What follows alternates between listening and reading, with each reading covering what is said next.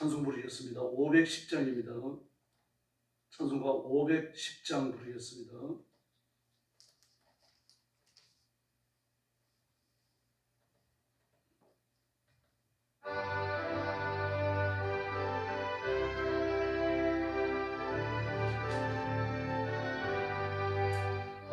하나님의 진리 등대 길이 빛나리 우리도 등대되어 주의 사랑 비추세 우리 작은 불을 켜서 험한 바다 비추세 오늘 밤 저 헤매는 온전해요 살리세 죄의 밤은 기뻐하고 손만 넓혀 설렌다 어디 불빛 없는 가오 잔던 물이 많구나 우리 작은 물을 타서 험한 바다 비추세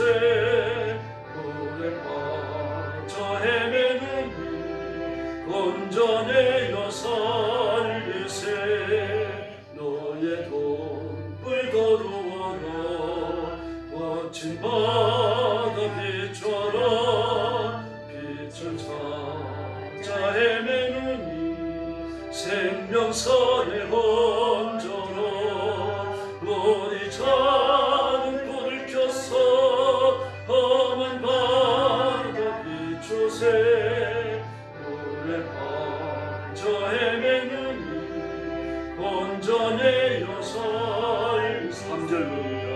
너의 돈불 거두어라 거친 바다 비춰라 빛을 찾아 헤매느니 생명선에 얹어라 우리 작은 불을 켜서 험한 바다 비추세 물에 빠져 헤매느니 건전해요 살리세 할렐루야 511장 부르겠습니다. 511장입니다.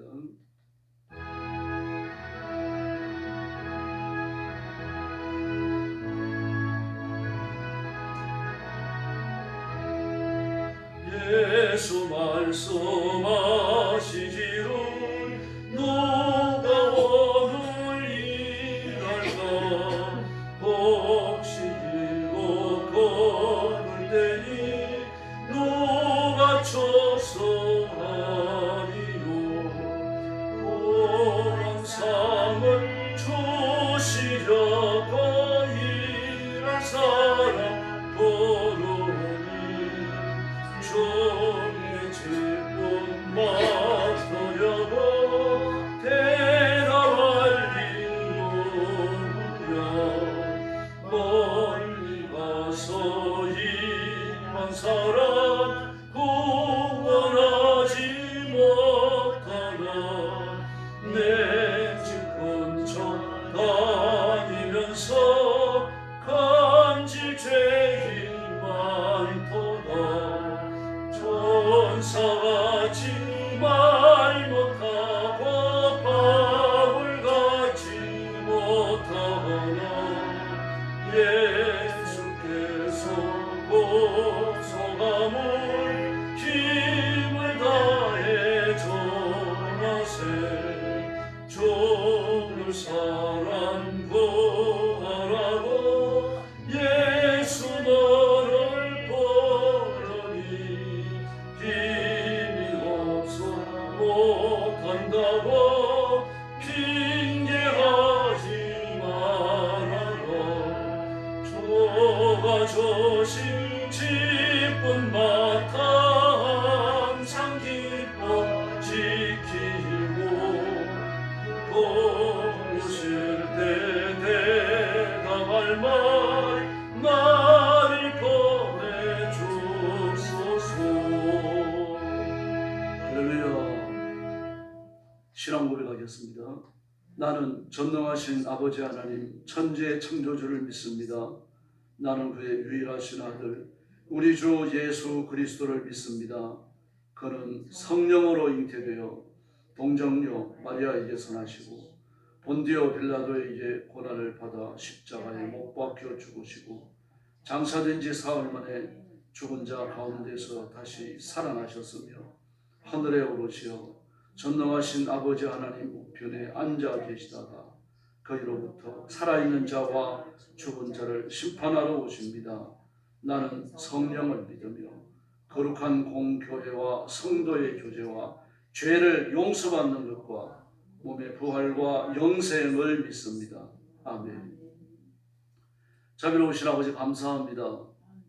주일 아침에 거룩한 자리로 저희들을 불러주시고 구원의 아버지 창조의 하나님 심판의 하나님 앞에 영광 돌리게 해주시니 감사합니다. 우리를 부르셔서 의인을 삼으셨으니 우리의 숨이 다하는 그날까지 하나님 앞에 힘써 충성하며 하나님께 기쁨이 되는 존귀한 종들이 되게 하여 주시옵소서. 오늘도 죽음의 전쟁터와 재난의 현장과 땅끝까지 이르러 복음 전하는 선교사님들과 주의 종들과 성도들을 기억하시고 선교의 현장마다 하늘문을 여시고 복을 내려 주시옵소서. 주의 능력과 권능과 권세를 허락하시고 말씀의 강한 권능과 감동으로 영혼들이 구원받게 하시며 하나님의 기적의 공급과 복을 내려 주시옵소서. 오늘 아침도 저희들이 말씀을 나눕니다. 큰 은혜 베풀어 주시기를 원하옵고 예수님의 이름으로 간절히 기도 올리옵나이다. 아멘. 하나님 말씀 봉독하겠습니다. 빌립보서 2장입니다.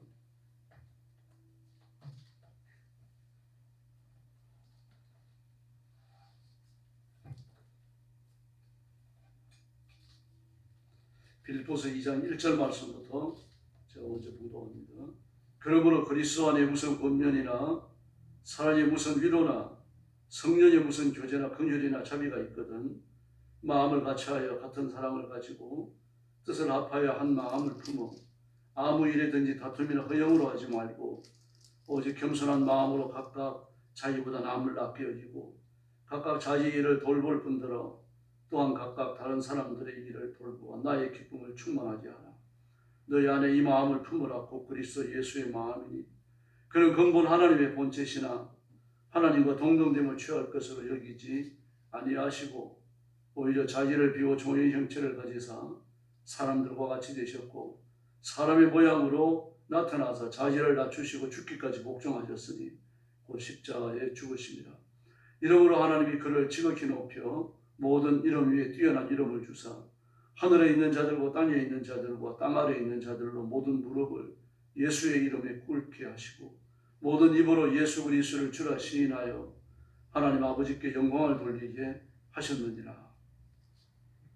그러므로 나의 사랑하는 자들아 너희가 나 있을 때뿐 아니라 더욱 지금 나 없을 때에도 항상 복종하여 두렵고 떨림으로 너희의 구원을 이루라. 너희 안에서 행하시는 이는 하나님이시니 자기의 기쁘신 뜻을 위하여 너희에게 소원을 두고 행하게 하시나니 모든 일을 원망과 시비가 없이 하라. 이는 너희가 흠이 없고 순전하여 어그러지고 거스른 세대 가운데서 하나님의 흠없는 자녀로 세상에서 그들 가운데 빛들로 나타내며 생명의 말씀을 밝혀 나의 다름질이 헛되지 아니하고 수고도 헛되지 아니하므로 그리스도의 날에 내가 자랑할 것이 있게 하려 함이라. 만일 너희의 믿음이 재물과 섬김 위에 내가 나를 존재로 드릴지라도 나는 기뻐하고 너희 무리와 함께 기뻐하리니 이와 같이 너희도 기뻐하고 나와 함께 기뻐하라. 내가 디모데를 속히 너희에게 보내기를 주 안에서 바람은 너희의 사정이 알므로 안위를 받으려 함이니 이는 뜻을 같이하여 너의 사정을 진실히 생각할 자기 이밖에 내가 없음이라. 그들이 다 자기 일을 구하고 그리스도 예수의 일을 구하지 아니하되 디모데의 연단을 너희가 안 하니 자식이 아버지에게 한같이 나와 함께 복음을 위하여 수고하였느니라. 그러므로 내가 내 일이 어떻게 될지를 보아서 곧 이 사람을 보내기를 바라고 나도 속히 가게 될 것을 주 안에서 확신하노라. 그러나 에바브로디도를 너희에게 보내는 것이 필요한 줄로 생각하노니 그는 나의 형제와 함께 수고하고 함께 군사된 자요 너희 사자로 내가 쓸 것을 돕는 자라. 그가 너희를 우리를 간절히 사모하고 자기가 병든 것을 너희가 들은 줄을 알고 심히 근심한지라. 그가 병들어 죽게 되었으나 하나님이 그를 긍휼히 여기셨고 그뿐 아니라 또 나를 긍휼히 여기사 내 근심 위에 근심을 면하게 하셨느니라. 그러므로 내가 더욱 급히 그를 보낸 것은 너희로 그를 다시 보고 기뻐하게 하며 내 근심도 덜려 함이니라. 이러므로 너희가 주 안에서 모든 기쁨으로 그를 영접하고 또 이와 같은 자들을 존귀히 여기라. 30절 같이 봅니다. 그가 그리스도의 일을 위하여 죽기에 이르러도 자기 목숨을 돌보지 아니한 것은 나를 섬기는 너희의 일에 부족함을 채우려 함이니라. 아멘. 두 가지 큰 교훈이 있습니다. 하나는 그리스도의 겸손으로 하나되라고 말했고요. 다음에는 디모데와 에바브로를 빌립보 교회에 보내기 위해서 부탁하는 말들이 기록되어져 있습니다. 하나되라고 하시는 명령은 그리스도에게서 아주 대단히 중요합니다. 하나되지 못하면 자매를 초래하게 되죠. 우리가 하나 아버지 생명을 얻어서 한 자녀가 되어졌고 예수 믿고 구원받은 사람은 누구나 하나님을 아버지라고 부르는 겁니다. 한 가족이 됐다는 얘기죠. 예수 믿고 하나님의 자녀가 되는 것을 그와 같은 가족의 개념에서 이해합니다. 이게 필연적으로 떨어질 수 없고 무너질 수 없는 그런 영원한 관계성에 기초를 두고 있다는 이야기입니다. 그리고 마음에 들지 않더라도 나와 좀 생각하는 바가 다르더라도 오늘 본문이 이야기하는 것처럼 남을 나보다 낮게 여기고 내가 나를 겸손하게 낮추면서 하나 되는 것을 이루어가야 할 줄로 믿습니다. 하나 된다고 하는 것은 이렇게 쉬운 일은 아닙니다. 심리학자 에릭 프롬은 이런 말을 했습니다.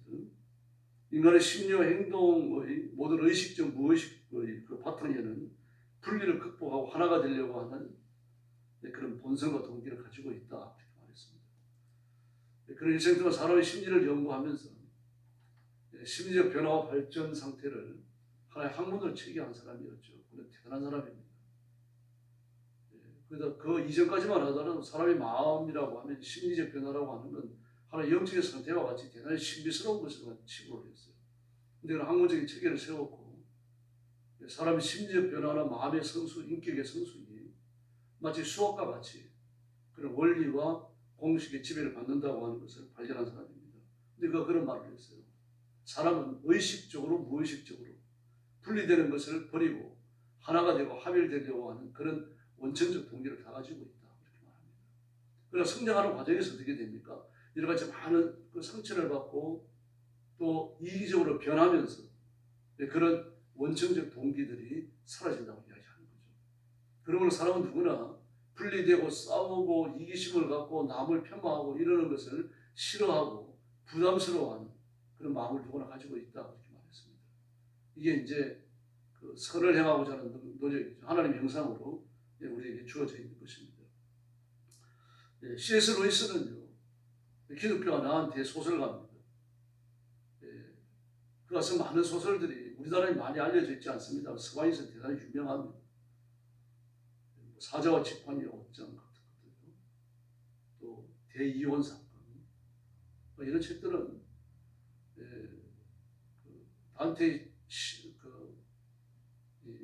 단테의 신곡이라든지 또는 존 밀턴의 신라곤이라든지 이런 책처럼 대단히 유명한 책입니다. 많이 읽힙니다.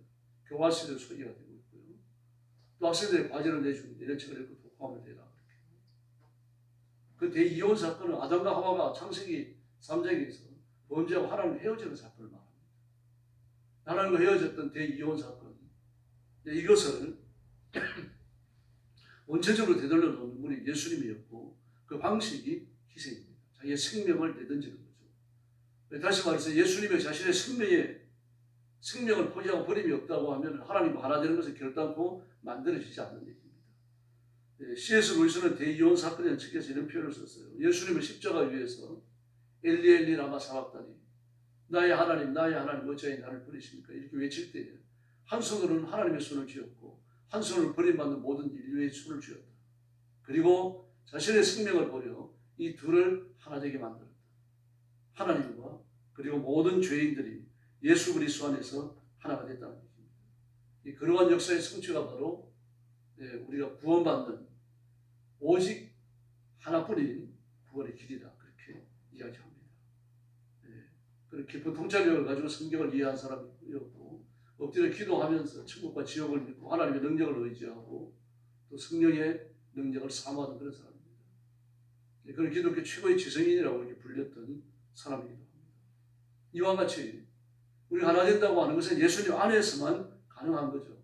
요한복음 17장에 나오는 대제사장의 기도에도 이런 기도가 있습니다. 나는 세상에 더 있지 아니하오나 이제 예수님께서 하나님 아버지께 기도하는 거예요. 나는 세상에 더 있지 아니하오나 저희는 세상에 있사옵고 저희는 제자들을 말합니다. 나는 아버지께로 가옵나오니 거룩하신 아버지와 내게 주신 아버지의 이름으로 저희를 보존하사 우리와 같이 저희도 하나가 되게 하옵소서. 할렐루야. 이걸 위해 오셨고 이걸 이루신 거예요. 삼위일체 하나님은 상호내주하시죠. 하나님 안에 예수님과 성령님이 계시고 성령님 안에 예수님과 하나님이 계시면서 상호 존재의 근거가 만들어지는 겁니다. 이렇게 우리가 내밀한 관계적 역동 속으로 하나가 되는 것처럼 저들도 우리와 하나가 되게 하여 주십시오. 그럼 우리가 삼위일체 하나님과 상호 역동적인 그런 내면에 내주하는 그런 관계가 되는 건 아니죠. 우리는 여전히 피조물이며 하나님의 은혜가 아니면 존재하지 못합니다. 그러나 영생하지 않습니까? 하나님의 생명을 가졌고 부활의 생명을 가졌고 아버지의 말씀 앞에 복종하고 예수님과 같은 종류가 되는 영적 거룩함에 거하는 사람들이 된 겁니다. 이 놀라운 변화를 예수님이 아셨기 때문이죠. 그래서 우리는 하나 되기 위해서 힘써야 할 줄로 믿습니다. 하나 되기 위해서 어떤 구체적인 결단이 필요한데 1절에서는 무슨 권면이나 그랬습니다. 근데 헬라어 성경을 보면 격려나 그렇게 되어 있어요. 권면과 격려가 비슷하긴 합니다만 좀 다르죠. 격려는 좀 힘들고 어려울 때 옆에 있으면서 밥이라도 사주고 커피라도 사주면서 힘내라, 용기를 내라 이렇게 말해주는 거잖아요. 또 이미 잘하고 있습니다. 이미 잘하고 있는데 큰 대회를 앞두거나 중요한 일들이 결정을 앞두고 있을 때 처자가 얘기해 주는 거죠. 너는 지금까지 실패한 적이 없다. 하나님이 너를 도우셨는데 앞으로 도우실 거니까 너 조금 더 걱정하지 마라. 이 격려입니다. 그러므로 격려는 긍정적 의미를 가지죠. 권면은 교훈적인 형태를 지니고 있습니다. 그래서 권면은 실수했을 때 찾아가가지고 실수를 지적해주고 바로 세워주고 이런 것들이 권면에 속하는 거죠. 또 가르치는 거죠. 교훈하고 교육하는 것이 권면의 영역에 속합니다. 그러므로 권면은 좀 소극적인 것에 기초를 두고 있다고 봐야 합니다. 오늘 본문에서는요, 헬라어에서는 격려라는 말을 썼습니다. 아주 강렬한 어조로 그 형제들을 격려해라 그렇게 말하고 있습니다. 로마서 15장 14절을 보니까 내 형제들아 너희가 스스로 선함이 가득해서 모든 지식이 차서 너희 스스로 권면하고 격려하는 자임을 나는 확신한다. 이 권면이라는 말을 썼습니다. 격려라는 말이 똑같은 단어가 쓰여졌어요. 다시 말해서 하나님께 대한 뜨거운 확신이 없으면 서로 격려 못한다는 이야기입니다. 하나님이 도우신다, 하나님이 은혜를 주신다, 기도에 응답하시며 우리 마음의 소원을 이루신다라고 하는 이런 확신이 있을 때 비로소 격려하게 된다는 이야기입니다. 그러므로 권면은요, 책임을 추궁하고 나무라고 막 요구하는 이런 의미를 지니고 있습니다만 격려라고 하는 건 다르죠. 관심과 사랑과 위로의 의미를 지닙니다. 그 다음에 하나님께서 또 이렇게 말씀하십니다. 무슨 권면이나 사랑이 무슨 위로나 그렇게 말합니다. 사랑이 무슨 위로나 교제나 긍휼이나 자비가 있거든 그렇게 말했습니다. 사랑의 무슨 위로나 사랑의 위로 격려가 확장된 상태죠. 위로는 또요 어려움을 겪고 있다는 걸 전제하는 겁니다. 인생의 짐을 짊어지고 있는 거죠. 그걸 찾아가가지고 너 왜 이런 일이 생겼는지 모르니? 그렇게 막 야단치고 권면하려고 하지 말고 위로해 주라는 거죠. 하나님 너와 함께 계신다. 너 기도하고 있는데 난 너를 위해서 기도하고 있다. 이게 이제 그냥 말만 그렇게 하는 게 아니라 그런 사랑을 가져야 되는 거죠. 그리고 사랑의 위로라고 하는 것은 위로가 마음의 숨은 동기, 사랑의 감정과 일치하고 있다는 이야기. 이게 의로운 행동이죠. 그게 있어야 된다는 이야기입니다. 다음에 또 뭐라고 말씀하십니까? 이렇게 세 번째 보면요. 긍휼이나 자비가 그렇게 말해서 긍휼이나 자비나 같은 말입니다만 동정심입니다. 동정심이라고 하는 것은 역시 지금 내 앞에 있는 사람이 어려움을 당하고 있다는 것을 전제하는 말입니다. 그러면 위기를 당하고 그 인생을 살면서 그 인생의 짐을 짊어지고 허덕이는 사람이 있으면 찾아가서 동정심을 베풀어라. 그리고 자비심을 베풀어라. 그렇게 말하고 있습니다. 바로 이런 것들이 하나가 되는 중요한 그 원천이 되어지고 동기가 되는 것입니다. 우리가 자칫하면 가르치려고 하기가 쉽습니다. 가르치는 건 성령께 맡기면 됩니다. 또 목사가 다니면서 하잖아요. 강단에서 하고요. 그러므로 중요한 것은 인생의 짐을 같이 지는 것, 같이 울고 같이 웃는 것입니다. 예. 골로새서 3장 12절과 13절을 보니까요. 이러므로 주께서 이러므로 너희는 하나님의 택하신 거룩하고 사랑하신 자처럼 긍휼과 자비와 빛의 용서를 하되 주께서 너희를 용서하신 것 같이 너희도 그리하고. 그러므로 이 동정심과 자비를 가지는 건 어디에 기초를 두는 겁니다. 그 예수님께서 우리를 용서하신 그 용서에 기초를 두는 겁니다. 뜻밖이지 않습니까? 인생의 짐을 졌는데 예수님께서 나를 용서하신 그 용서를 내가 베푼다. 그러므로 그 배경에 뭐가 딸려 있으니까 위기와 고난이 온 것이 이유가 있다는 거 아닙니까? 그걸 알더라도 찾아가서 그것을 막 까발리고 이렇게 뭐 이야기해주고 교훈하고 가르치고 그러지 말라는 얘기죠. 그럴지라도 그냥 차비를 베풀어 주라는 얘기예요. 동정심을 가지고. 예, 뿐만 아닙니다. 이렇게 말씀하십니다. 어떤 일을 하든지 그래서 어떤 일을 하든지 꼭 교회 일만을 말하는 게 아니죠. 어떤 일을 하든지 두 가지를 버려야 됩니다. 다툼과 언영을 버려야 되고 하나는 굳게 줘야 되는데 겸손한 마음을 가져야 합니다. 겸손한 마음의 구체적 내용은 남을 나보다 낫게 여기라 그렇게 말했습니다. 남을 나보다 낫게 두 가지를 가지고 하나를 취해야 되죠. 다툼과 언영을 버리고 겸손한 마음을 가져야 되는데 겸손한 마음은 남을 나보다 낫게 여기는 거다. 원래 겸손이라고 하는 건 나를 낮추는 거잖아요. 근데 남을 나보다 낫게 여기는 건 상대를 존중해 주는 거죠. 존경해 주는 겁니다. 그러므로 겸손에는 말씀에 두 가지를 다 포함하고 있는 겁니다. 지금 예수님께서 그렇게 쓰셨어요. 겸손하라고 말하지 아니하고 남을 너보다 더 낫게 생각해라. 좋은 사람으로, 실력 있는 사람으로, 능력 있는 사람으로 생각하라는 겁니다. 그러면 교훈이 일관성이 있죠. 위기에 빠진 성도, 시험에 직면한 성도, 인생을 살아가면서 인생의 무거운 짐을 지고 있는 성도, 그런 성도가 네 앞에 있거든. 그 사람을 이게 루즈하게 보지 말라는 얘기예요. 마치 뭐 큰 죄를 지어가지고 그런 시련을 겪고 있고 어려움 속에 있는 것처럼 그렇게 착각하지 말고 가가지고 그냥 동정심을 베풀라는 얘기입니다. 그 어려움을 겪고 있지만 그런 인격이나 여러 가지 그 면에 있어서 너보다 훌륭한 사람이라고 하는 것을 인정해라. 그러므로 정말 큰 마음을 가지지 않는 거 할 수가 없습니다. 왜 그렇습니까? 이미 인생의 짐을 짊어지고 가고 있는 건 눈에 보입니다. 위기 속에 흔들리고 있어요. 물질적으로 고난이 왔고 몸에도 질병이 오고 말입니다. 여러 가지 시험이 와 있어요. 근데 그런 사람을 찾아가서 그 사람이 나보다 훌륭한 사람인 것을 인정하고 그게 동정심과 자비를 베풀어라. 정말 그 사람보다 큰 마음을 갖지 않으면 불가능한 거죠. 그 어머니의 마음, 아버지의 마음, 어른의 마음을 가지라는 이야기입니다. 그래서 4절 이하에 보니까 다른 사람의 일을 돌봐주라 그렇게 말씀하시는 겁니다. 내 일만 하지 말고 다른 사람의 일을 돌봐주라. 이게 바로 예수님께서 보여주신 태도다. 5절에서 그렇게 말씀하십니다. 그러면서 예수님께서 보여주신 태도를 6절 이하에서 십자가를 증거를 지금 이야기하고 있습니다. 하나님의 영광을 사양하시고 인간의 몸을 입고 이 땅에 내려오셔갖고 십자가 위에서 자신의 생명까지 버리신 이걸 내놓습니다. 표전으로 내놓습니다. 이렇게 하고 나니까 그 길이 가기 어렵잖아요. 쉽지 않습니다, 여러분. 그 길을 가고 나니까 결국 하나님이 그 이름을 높여주셨다고 말씀하고 있습니다. 그래서 결국 우리가 겸손의 길을 걷는 것, 다른 사람의 어려움을 돌아보면서 그 동정심과 자비하심을 베풀고 그런 사람일지라도 나보다 더 귀하게 여기는 건요. 십자가 지는 마음이 아니고 불가능하다는 이야기입니다. 그 과정에서 우리가 교만해질 수 있고 그리고 공격도 받을 수 있습니다. 너 얼마나 잘났니? 너 얼마나 잘났으면 이렇게 하는 거예요. 뭐 이런 걸 들을 수 있어요. 내 도움을 받으면서도 그렇게 아주 막 세게 나를 공격해 올 수도 있는 겁니다. 그렇더라도 꾀하느라고 말씀을 하십니다. 그게 하나님의 자녀답게 사는 거죠. 그래서 12절 이하의 말씀을 보니까 더욱더 순종하라고 했습니다. 내가 너희 교회 가가지고 빌립보 교회 가가지고 교회를 설립하고 목회할 때 당신들은 하나님 말씀 앞에 순종하지 않았느냐. 근데 이제 보니까 순종하지 않는 부분들이 있다고 내 귀에 들린다. 그래서 빌립보서를 쓰는 거예요. 그래서 뭐라고 말하는 거예요? 12절에 내가 없을 때 더욱더 순종해라. 두렵고 떨리는 마음으로 자기의 구원을 이루어라. 구원을 못 받은 겁니다. 구원을 받았습니다.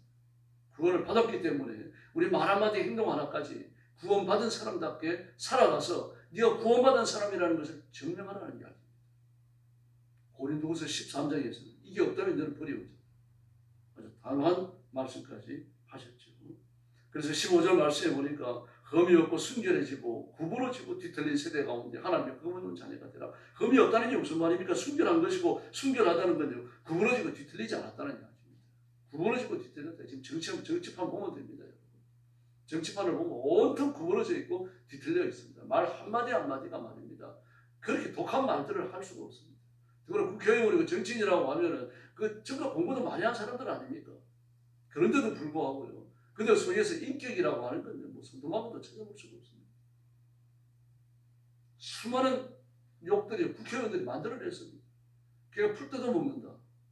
걔가 풀 뜯어먹는 소리. 그 국회의원들이 먼저 한 욕이에요. 뭐 그런 욕들이 인터넷에 쭉 소개되어 있는데도 있습니다. 뭐 희한한 욕을 다 합니다. 어쩌면 그런 욕을 생각해서 하는지, 어쩌면 어떤 욕을 해야 되겠다 준비를 하고 아주 하는 수도 있어요. 뭐 이제 국정감사를 한다든지 뭐 이런 경우에 또 의원들끼리 이렇게 부딪혔다든지 이런 경우에 뭐 독한 말을 사정없이 해야 되죠. 근데 성경은 뭐라고 말합니까? 정반대를 말합니다. 너희는 구부러지거나 뒤틀리지 마라. 너희는 순결하다. 그걸 지켜나가라고 말씀하시는 거죠. 어려운 일입니다. 무디는 미국 분들이 사랑하는 그런 목회자고 전도자입니다. 물론 목사님은 아닙니다만 일생 동안 목회를 했어요. 더구나 경제공황기에 많은 미국인들을 위로한 그런 목회자입니다. 훌륭한 설교자예요. 그리고 공부도 많이 못했습니다. 국민학교도 제대로 졸업을 못했어요. 그리고 그 이후로도 공부를 못했습니다. 그가 지나온 삶의 흔적을 보면 아주 척박합니다. 너무 배운 게 없으니까 제대로 취직을 할 수 없어가지고 그나마도 구두를 고치는 데 있죠. 구두를 만드는 데도 아니고 구두를 고치는 데 직공으로 들어갈 정도였어요. 그리고 고치는 구두가 없으면 다 노는 거죠. 그러다가 그 주변에 있던 장로교회, 침례교회, 남침례교회, 킴볼이라는 사람이 전도를 받아서 교회 청당하게 됩니다. 그러면서 예수님을 믿게 되어져요. 그리고 나서 그 인생에 일어나는 예수 믿고 하나님의 자녀가 되는 이 놀라운 체험을 하고 그리고 기도하는 걸 들으신다고 하는 여기에 막 인생이 몰입을 해요. 기도하면서 그 인생을 스스로 열어가면서 그 전도자가 되는 거죠. 그런데 그가 시카고에서 목회를 했는데 그 시카고는 뭐 그 당시에는 뭐 게임들도 많고 그들이 이제 그 술을 못 만들어 팔게 하니까 암암리에 술을 만들어가지고 파는 사람도 있고 막 그랬어요. 이제 그 명령이 떨어지기 전에, 금주법이 떨어지기 전에 그 마지막으로 술을 팔 수 있는 기회인데 정치인들은 그걸 알지만 일반 사람들은 모르죠. 근데 무디가 목사하는 교회에 나오는 한 분이 양조장을 기업한다고 그 무디한테 개업 축하 예배를 보여주하는 겁니다. 그때만 해도 감사 예배가 아니고 축하 예배라는 말을 많이 썼습니다. 그러니까 정말 고민이 생겼습니다. 양조장을 한다니까 말입니다. 그 자기가 좀 알기로는 말입니다. 이 양조장이라고 하는 건 이제 미국 정부에서 허락하지 않을 수도 있는 거고 그런 것인데 이제 시간이 지나가면 고민이 생겼어요. 근데 시간이 되니까 가야죠. 어떡합니까? 가가지고 이제 기도하면서 이렇게 기도를 했습니다. 직접 한 기도입니다. 그 무디 그 회고록은 아닙니다만 무디의 기도 생활을 쭉 다룬 그런 책들이 있습니다. 그게 보면 여러 권이 나왔습니다. 그 중에 하나에 기록되거든요. 이렇게 기도해요. 오 하나님, 이 양주장이 오늘 예배드리고 내일 문을 열게 됩니다. 이 양주장 문이 열리지 않게 해주십시오. 이 양주장 문이 열리면 엄청난 술을 생산하고 수많은 청소년이 이 술을 마시고 타락할 것이고 수많은 사람들이 술에 취해가지고 제정신이 아닐 겁니다. 오 하나님, 제발 오늘 밤 양주장 주인의 마음을 감동시켜 주시고 내일 양주장 문이 열리지 않게 해주십시오. 그리고 또 이제 이와 같은 말씀을 전하고 이러니까 그게 뭐가 됐겠습니까? 이제 그 예배가 끝나고 나면은 그 양주에서 처음으로 만든 술을 가지고 파티를 하려고 했는데 파티를 어떻게 하겠습니까? 양주장 주인도 문제죠. 왔던 사람들도 말입니다. 전부 말입니다. 마음이 시기하고 집으로 다 돌아가 버렸습니다. 양주장 주인도 만연자실하는 거죠. 근데 성령님이 그 마음을 움직이기 시작하십니다. 그 마음에 한숨도 못 잤어요. 마음이 괴로워가지고. 자기 교회 목회자 아닙니까? 이름이 있는 전도자이고 사람들한테 존경도 받는 그런 분인데 자기가 읽은 성경 말씀도 그렇고 그리고 남침례교의 전통적인 그 가르침이 헌법적 가르침이 술 마시지 말라는 거예요. 지금도 남침례교회 젊은 청년들은요 술이나고 파티 안 갑니다. 전부 다 그러는 것은 아닙니다만 그런 식으로 자신을 지키는 보수적 신앙을 가진 젊은이들이 적지 않아요. 그러니 뭐 이 당시에 말할 것도 없는 거죠. 그런데 자기가 양주장 기업할 생각을 하고 목사님을 청했으니까 이런 말씀 하시는 게 당연하다. 그리고 새벽녘이 되어져 갖고 그 양조장 바닥에 나가서 양조장 바닥에 무릎을 꿇고 엎드려 기도하면서 결심합니다. 양조장을 그만둬야 되겠다. 그리고 하나님께서 그 마음속에 한 가지 뜨거운 결심을 주셔요. 그리고 양조장을 기업하지 않습니다. 목사님 한 번 더 청합니다. 양조장을 포기했습니다. 그러니 뭐 목사님은 아니죠. 그 무디가 얼마나 기뻐하는지 모릅니다. 그리고 뜻밖의 말을 하는 겁니다. 이 양조장을 그 선생님이 평소에 신학교를 하고 싶어 했는데 양조장을 하나님 앞에 신학교 건물을 바칩니다. 그리고 문서를 내주는 거예요. 그게 무디 신학교입니다. 지금도 시카고에 가면 무디 신학교가 있어요. 무디 신학교가 양조장에서 이렇게 시작을 합니다. 이렇게 자신의 삶이 그 세속적 이익과 결탁되어 있으면 포기하기 쉽지가 않습니다. 왜 그렇습니까? 그게 돈이 아닙니까? 인간의 육신은 약하게 되어 있습니다. 이스라엘 사람들도요, 양조장이 한두 개가 아닙니다. 맥주 만드는 공장도 있고, 뭐 와인 만드는 공장도 있고, 위스키 만드는 공장도 있어요. 전부 다 유대인들이고, 그리고 하나님의 계명, 말씀, 구약 성경을 지키는 사람들이라는 말입니다. 그러므로 이 단위는 버러지와 가라지, 또 참된 알곡들이 뒤섞여 있습니다. 그래서 알곡을 바라보면서 용기를 얻어야지 가라지를 바라보면서 우리가 너무 분노하면 안 됩니다. 신앙을 제대로 유지하기 어려워져요. 화가 나거든요. 오늘 말씀대로 우리가 진리의 말씀에 굳게서고 그리고 이 시대가 바로 서기 위해서 우리 자신을 구부러지고 뒤틀리는데 내던지지 말아야 합니다. 진리의 말씀으로 양식을 삼고 하나님 한 분만 의지하고 살면서 하나님께 존귀하게 쓰임받는 귀한 일꾼들이 되기를 예수님의 이름으로 축원합니다. 기도하겠습니다.